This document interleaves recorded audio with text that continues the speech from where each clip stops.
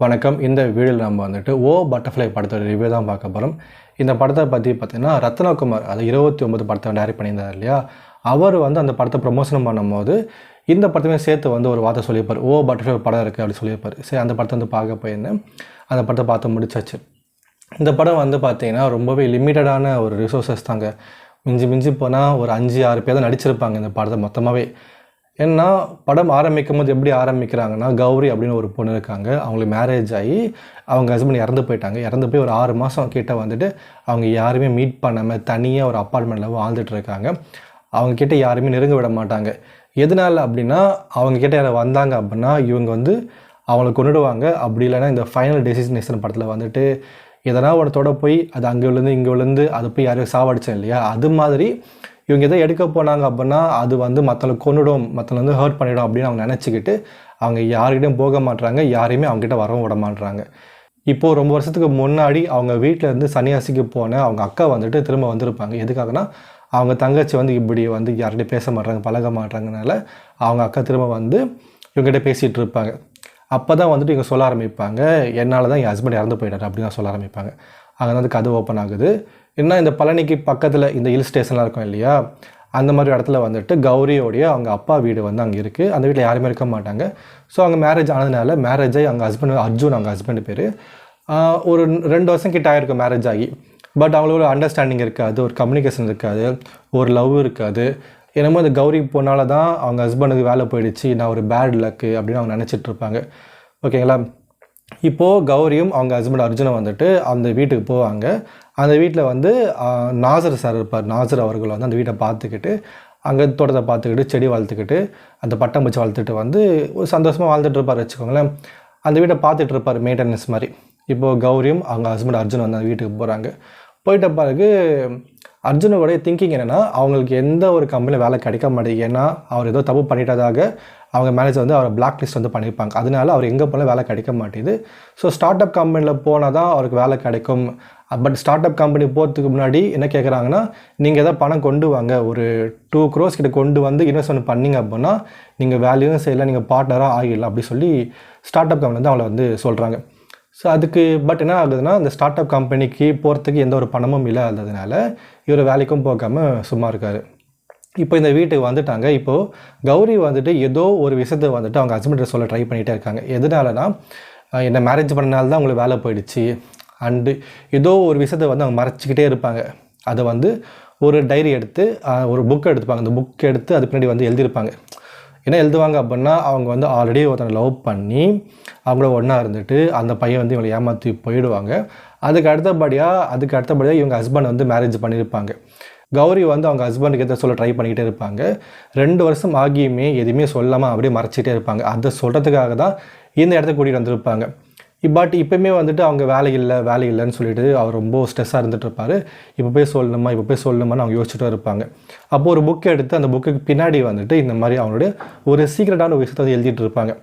அதை போய் கொடுக்கலாமா வேணாமல் யோசிக்கும் போது அவருக்கு வேற ஒரு பிரச்சனை வந்துடும். ஏன்னா ஸ்டார்ட் அப் கம்பெனியில் வேலைக்கு தரதா சொன்ன ஒருத்தர் வந்துட்டு பணம் கிடைக்கல அப்படின்னால நீங்கள் பணம் கொண்டு வந்தால் வேலை சேர்த்து மாதிரி சொல்லி ரொம்ப ஸ்ட்ரெஸ்ஸாக சொல்லிவிடுவாங்க. அதெல்லாம் ரொம்ப ஸ்ட்ரெஸ் ஆகி அவர் வெளியே போயிடுவார்.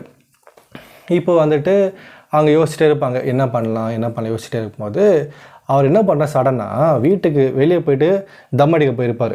தம் அடித்து திரும்ப வரும்போது யாரையும் ஒருத்தனை கூட்டிகிட்டு வந்துடுவார்.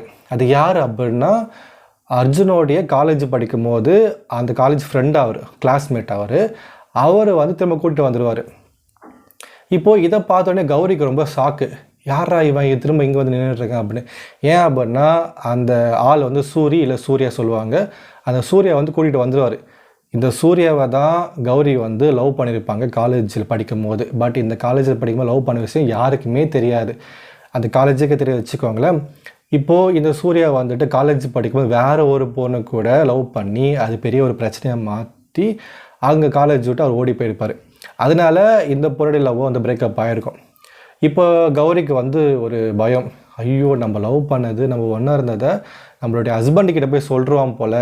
ஏன்னா அவங்க ஃப்ரெண்டு தானே, அர்ஜுனும் சூர்யா ஃப்ரெண்டாக இல்லையா, அதனால இவங்களோட ஒன்றா இருந்த விஷயத்தை வந்துட்டு அர்ஜுனை சொல்லிவிடுவாங்க. அதனால கௌரிக்கும் அர்ஜுன் சண்டை வந்துடும் அப்படின்னு சொல்லிட்டு கௌரி வந்து பயந்துக்கிட்டே இருப்பாங்க. அதுக்கு அடுத்தபடி என்ன ஆயிடுச்சு அப்படின்னா படத்துடைய மீதி கதையே. இந்த கதையே ரொம்ப சிம்பிளான கதை தாங்க. மொத்தமாக 3 பேர் தான். கௌரி, அவங்க ஹஸ்பண்ட் அர்ஜுன் அண்டு அவங்க எக்ஸ் லவர் சூர்யா.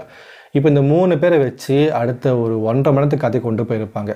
இப்போ கௌரி இருக்காங்க, என்னால் தான் அர்ஜுனுக்கு வேலை போயிடுச்சு, நான் ஒரு அன்லக்கியான பர்சன், நான் வந்து அவரை ஏமாற்றிட்டுருக்கேன் அப்படின்னு ஒரு உள்ள வந்து ஒரு கில்ட்டியாக இருக்காங்க. பட் இங்கே சூர்யா வராரு. சூர்யா வந்து பார்த்திங்கன்னா ஹேண்ட்ஸமாக இருப்பார், அவருக்கு எல்லாமே பிடிக்கும், எந்த ஒரு வேலையுமே இல்லாமல் நிறைய காசு வச்சுருப்பார். அந்த காசுமே அவர் சம்பாதிச்ச காசு கிடையாது, எங்கேயோ வந்து அவர் காசு கிடச்சிருக்கும்.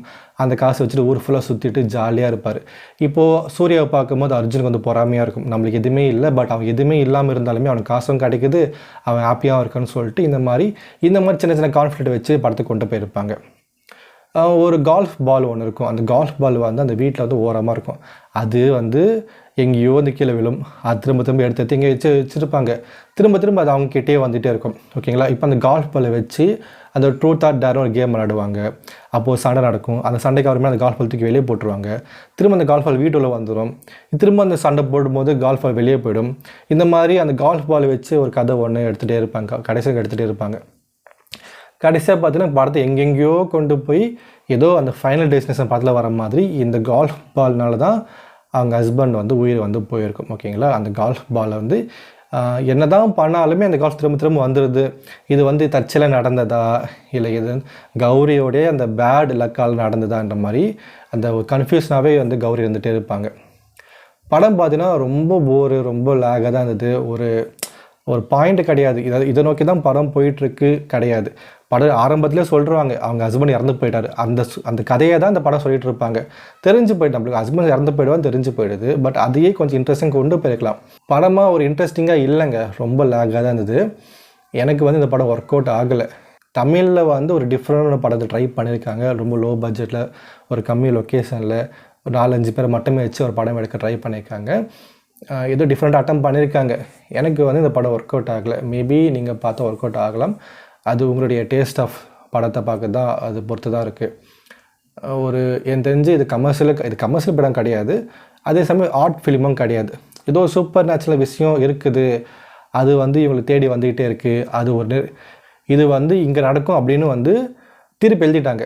கடவுளால் எழுதப்பட்ட ஒரு தீர்ப்பை யாராலும் மாற்ற முடியாது, இதால் தான் உங்களுக்கு வந்து உயிர் போகும் அப்படின்னு எழுதப்பட்டுச்சு அப்படின்னா அது நடந்துடும், இதால் தான் ஒரு உயிர் காப்பாற்றப்படும் எழுதுச்சுன்னா அது நடந்தே தீரும் அப்படின்னு அந்த அப்சல்யூட் பாயிண்ட்டை வந்து இந்த படம் வந்து சொல்ல வராங்க. மற்றபடி படத்தில் வேறு எதுவுமே ஸ்பெஷலாகவும் கிடையாது, இன்ட்ரெஸ்டிங்கும் கிடையாது, ரொம்ப போர் ஆச்சது. படம் பார்த்து முடியும் போதும் ஆகிடுச்சு. ஓகே ஃப்ரெண்ட்ஸ், இன்னொரு வீடியோவில் பார்க்கலாம். சேனல் சப்ஸ்கிரைப் பண்ணிக்கோங்க. தேங்க்ஸ் ஃபார் வாட்சிங்.